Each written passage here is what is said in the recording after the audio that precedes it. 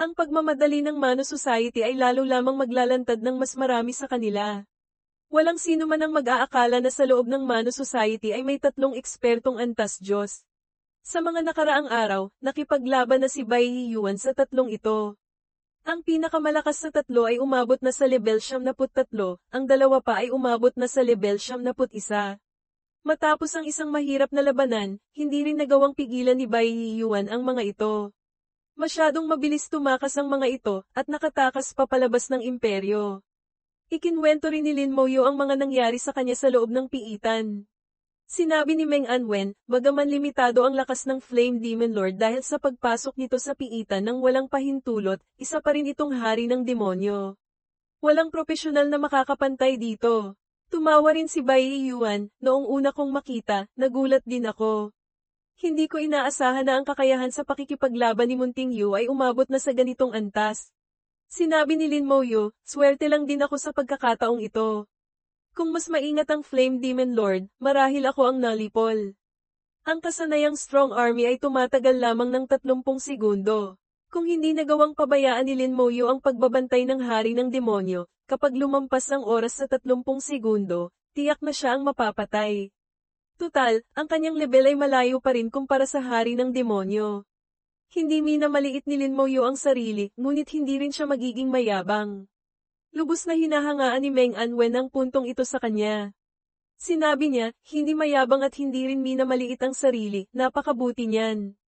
Marahil pagkatapos mang makumpleto ang ikatlong pagbabago ng klase sa level 70, tunay mo nang makakamit ang kakayahan sa pakikipaglaban na antas Diyos. Hindi kailanman nagsasalita ng walang kabuluhan si Meng Anwen. Suminghal si Bai Yuan, sino ba namang level 70 na ang nakakamit ng kakayahanan sa pakikipaglaban na antas Diyos? Karapat-dapat ngang maging disipulo ko si Bai Yuan. Sinaway ni Meng Anwen si Bai Yuan dahil yan sa galing ni Munting Yu. Anong kinalaman mo dyan? Suminghal si Bai Yuan, sino nagsabi niyan? Kung hindi ko tinuruan ng mabuti, tiyak na hindi magiging ganito kagaling si Munting Yu. Wala nang mas kakapal pa ang mukha kaysa sayo. Bawat isa ay may kanya-kanyang pang-aatake sa isa't isa. Hindi na bago kay Lin Moyo ang eksenang ito. Kaya niya lamang hayaan sila. Sa sumunod na 2 araw, dinala ni na Meng Anwen at Bai Yuan si Lin Moyo sa iba't ibang lugar, nagsagawa ng malawakang paglilinis sa mga natitirang miyembro ng Mano Society. Bawat grupo na nakatago sa pinakamalalim na lugar ay hinayla palabas ni Bai Yuan. Ang ilan ay masunuring sumuko, ang ilan naman ay desperadong lumaban. Ipinasa ni Bai Yuan ang lahat ng nasa ibaba ng level 70 kay Lin Moyo upang asikasuhin. Ayon kay Bai Yuan, ang espada sa kamay ng isang tunay na eksperto ay may 2 talam, isang panlabas na nagpoprotekta sa lahi ng tao, at isang panloob na lumilipol sa mga traidor. Sumang-ayon si Lin Moyo dito, at hindi siya nagpakita ng awa sa pag-asikaso sa mga ito. Sa wakas, natapos ang buong paglilinis sa Mano Society na tumagal ng kalahating buwan. Ang maikling kaguluhan ay natapos na, at mabilis na bumalik sa normal ang imperyo. Ang maliit na kapatagan ng puting Diyos, na tahimik sa loob ng kalahating buwan, ay muling napuno ng amoy ng tsaa. Nagtimpla si Lin Moyo ng tsaa para kina Meng Anwen at Bai Yuan. Guro, marahil ay halos nalipol na ang Mano Society sa loob ng imperyo, tama ba? Tumango si Bai Yuan, 80% na. Ang natitira ay hindi na gaanong dapat ikabahala. Nagpatuloy si Meng Anwen, gamitin ang kalahating buwang kaguluhan kapalit ng katatagan sa mga susunod na dekada, sulit na rin. Ininom ni Bai Yuan ang mainit na tsaa sa kanyang kamay at huminga ng malalim. Isang matalas na enerhiya na parang espada ang lumutang sa hangin ng matagal bago nawala. Sa pagkakataong ito, ang Mano Society sa imperyo ng Divine Sia ay maituturing ng malubhang na pinsala. Sa susunod na panahon, mahihirapan na silang gumawa ng gulo. Ang mga pamamaraan ni na Meng Anwen at Bai Yuan ay lubhang marahas, alinman sa hindi gawin, o kapag ginawa, kailangang gawin ng lubusan. Nagtanong si Lin Moyo, paano naman ang ibang mga bansa? Bahagyang ngumiti si Meng Anwen, kung ano ang mangyayari sa ibang bansa, hayaan silang mag-isip ng paraan. Bagaman karamihan sa mga puwersang iyon ay mga Hangul, mayroon ding matatalino. Dati, ang sentro ng operasyon ng Mano Society ay nasa imperyo ng Divine Sia, kaya ang mga puwersang iyon ay nanunood lamang. Ngayon, oras na para sila naman ang mamroblema. Dahil halos nalipol na ang Mano Society sa imperyo ng Divine Sia, sa mga susunod na dekada, ang sentro ng kanilang operasyon ay tiyak na lilipat sa mga puwersa ng ibang bansa. Malinaw kay Lin Moyo na ang mga puwersa ng ibang bansa ay hindi kasing nagkakaisa ng imperyo ng Divine Sia. Sila ay kumikilos ng mag-isa, kulang sa organisasyon. Kapag kumilos ang Mano Society sa kanila, hindi magiging madali ang kanilang buhay sa hinaharap. Nagpatuloy si Meng Anwen, kung talagang nais nating lipulin ng lubusan ng Mano Society, kailangan ng lahi ng tao ng isang napakalakas na eksperto na kayang gawin ang sinabi niya. Nasabi na rin ito ni Meng Anwen dati. Ang isang maladyos ay hindi sapat, kailangan ng isang tunay na ekspertong antas higit sa Diyos. Matapos ang kalahating buwang pagpatay, tila mas naging mature si Lin Moyo.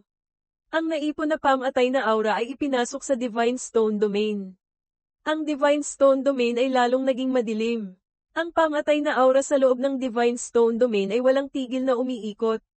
Sa gitna ng agos ng pamatay na aura, tila may isang nakakatakot na itim na substansya na nabubuo.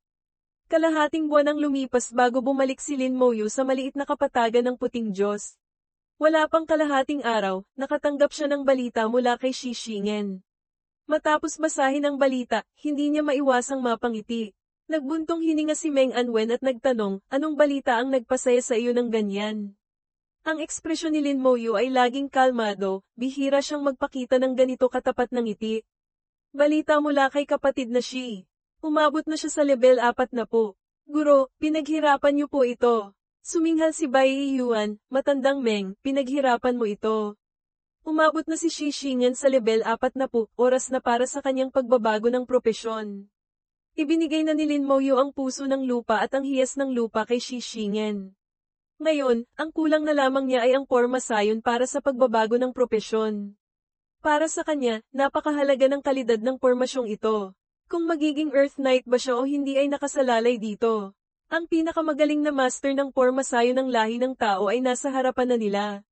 Sino pa ang hahanapin kundi si Meng Anwen? Naglabas si Bai Yuan ng isang tumpok ng mga materyales. Bawat isa ay medyo bihira, ngunit hindi naman sobrang mahalaga. Sa esensya, ang yaman ng pamilya ni Bai Yuan ay halos naubos na noong nagbago ng propesyon si Lin Moyo. Ngayon, ang mga ito ay mga natira na lamang. Sapat na ito para gamitin ni Shi Shingen sa pagbabago ng propesyon. Tumingin si Meng Anwen kay Bai Yuan, kung gayon, ikaw na ang magdala ng tao rito. Pagkasabi nito, lumitaw ang Divine Sia Tower sa himpapawid, naglabas ng isang sinag ng liwanag, nagsimulang gumuhit ng Porma Sion para sa pagbabago ng propesyon na lumulutang sa hangin. Ang Porma Sion para sa ikalawang pagbabago ng propesyon ay parang larong bata lamang para sa isang master ng Porma Sion na antas Diyos tulad ni Meng Anwen. Sa ilalim ng kanyang mga kamay, ilang guhit lamang ay nakumpleto na niya ang isang komplikadong Porma Sion.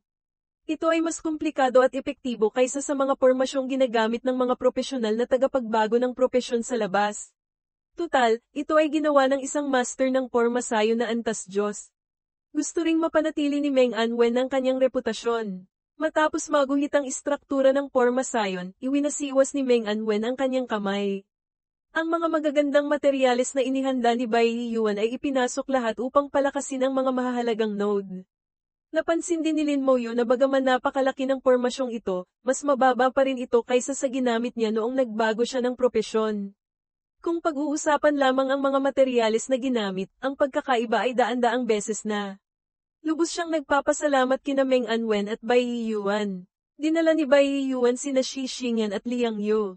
Matapos maranasan ang buhay at kamatayan, ang dalawa ay naging napakalapit na, hindi mapaghihiwalay. Ito ang unang beses nilang makarating sa lugar na tulad ng maliit na kapatagan ng Puting Diyos. Ito rin ang unang beses nilang makaharap ang mga nangungunang personalidad tulad ni Bai Yuan at Meng Anwen. Sina Shi Shingen at Liang Yu ay parehong labis na kinakabahan at kimi. Hanggang sa makita nila si Lin Moyo, doon lamang sila bahagyang nakahinga ng maluwag. Sa sandaling ito, natapos na rin ni Meng Anwen ang Porma Sion. Tiningnan niya si Shi Shingen, masyado kang nasa sabik ngayon. Ayusin mo muna ang iyong estado. Sino si Shi Shingen para hindi sundin ang sinabi ni Meng Anwen? Agad siyang umupo, pilit na pinapakalma ang sarili. Ngunit ang magugulong isipan ay patuloy na dumarating, hindi siya mapakali. Ang hindi pagiging kalmado ay makakasama sa pagbabago ng propesyon. Naintindihan ito ni Lin Moyu. Sinabi niya kay Shi Xingen, kapatid na Shi, pagbabago lang ng propesyon ito. Inihanda na ni na Guro Meng at Guro Bai ang lahat. Hanggat pinaninindigan mo ang iyong paniniwala, mayroon ka ng mahigit 60% na pagkakataon para sa pagtaas ng antas ng propesyon. Pilit na inayos ni Shi Xingen ang kanyang paghinga, naiintindihan ko. Pero medyo kinakabahan pa rin ako. Lumapit si Liang Yu, biglang sinipa ng bahagya si Shi Xingen. Shi Tuto, batong ulo, patay na. Bato, lalaki ka ba o hindi? Kahit kamatayan hindi mo kinatatakutan, tapos sa isang maliit na bagay tulad ng pagbabago ng propesyon, natatakot ka? Si Liang Yu ang pinakakakilala kay Shi Xingen. Isang pangungusap lamang ay nagising na siya nito. Tama nga naman, kahit kamatayan ay hindi niya kinatatakutan, ano pa ang dapat ikabahala? Hindi ba't pagbabago lang ng propesyon ito? Ano ang malaking bagay doon? Bukod dito, inihanda na ni Lin Moyu ang dalawang napakahalagang kayamanan tulad ng puso ng lupa at hiyas ng lupa para sa kanya. Mayroon pang mga materyales na inihanda ni Bai Yuan at ang pormasayo na personal na ginawa ng numero 1 master ng pormasayo ng lahi ng tao para sa kanya. Ano pa ang dapat niyang ikatakot? Sa wakas, kumalma na siya. Magalang siyang yumukod kina Meng Anwen at Bai Yuan, na abala ko po sina Dakilang An at Dakilang Bai. Pumunta si Shi Xingen sa gitna ng pormasayon. Itinuro ni Meng Anwen ang kanyang daliri. Agad na humandar ang pormasayon. Matapos ang isang malakas na ugong, mga sinag ng liwanag ang tumudla pataas sa langit, nagtipon upang maging mga ilaw na kasing kulay ng bahaghari. Sa huli, parang isang orola itong bumalat sa buong katawan ni Shi Xingen. Hawak ng kaliwang kamay ni Shi Xingen ang hiyas ng lupa, hawak ng kanang kamay niya ang puso ng lupa. Sa yugto ng ikalawang pagbabago ng propesyon, ang puso ng lupa ay maaaring makatulong sa isang Holy Knight na i-activate ang espesyal na pagtaas ng antas ng propesyon, maging isang Earth Knight sa isang iglap. Kung isasama pa ang hiyas ng lupa, ang tsansa ng pag-activate ng pagtaas ay tataas ng malaki. Tahimik na nagmamasid sina Lin Moyu at Liang Yu. Sa sandaling ito, kalmado na si Shi Xingen, ngunit si Liang Yu naman ang medyo kinakabahan. Sinabi ni Lin Moyu, Ate Yu, huwag kang mag-alala. Magtiwala ka lang kay kapatid na Shi. Walang mangyayari. Tumango si Liang Yu, nagtiwala ako sa kanya. Bagaman sinabi niya ito, mabilis pa ring tumibok ang dibdib ni Liang Yu. Bukod dito, mahigpit pa niyang kinuyam ang kanyang mga kamay. Lahat ng mga senadoryas na ito ay naglantad sa kanya. Sa sandaling ito, hindi pinansin ni Shi Xingen ang mga nangyayari sa labas. Ganap na siyang kalmado. Mabilis niyang inisip ang lahat ng kanyang mga karanasan sa mga nakaraang taon. Hanggang sa maalala niya ang tatlong kasamahan niya sa labanan upang protektahan siya, namatay sila sa ilalim ng mga sandata ng lahi ng dragon. Ito ang lalong nagtulak sa kanyang pagnanais na maging isang Earth Knight. Tanging kapag naging Earth Knight siya, at pagkatapos ay umabot sa Antas Diyos, saka lamang siya magkakaroon ng kakayahang patayin ang lahi ng dragon, ipaghiganti ang mga namatay niyang kapatid. Sa sandaling ito, itinapon na ni Shi Xingen ang mga pag-iisip ng kabiguan. Hindi siya maaaring mabaigo, wala siyang posibilidad na mabaigo, at lalong hindi siya mabibigo.